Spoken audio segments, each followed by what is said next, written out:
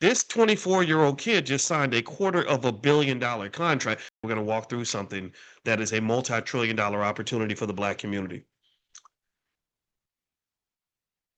How many of you, either in your family or know somebody Black who has a child that is good at either engineering, mathematics, computer science, or some field that's in the sciences? How many of you got a kid that, or have a cousin that has a kid, or you were the kid who did really good in school, and they were told, hey, if you go get a degree in engineering, you can get a great job and make a whole lot of money. You can make as much as 80,000 a year, maybe 90, maybe 100 if you work hard. How many of you have heard this, or know somebody in that category? This is very common in the Black community.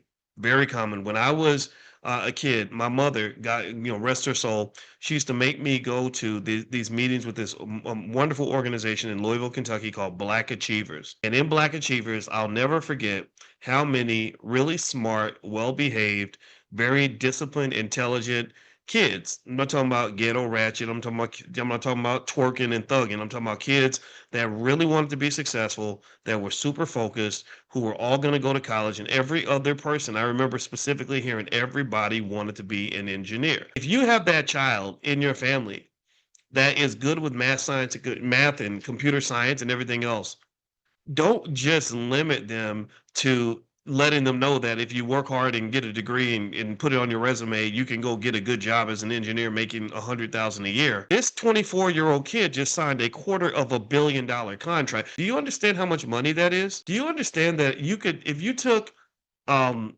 one employee making 100,000 a year, and um, let's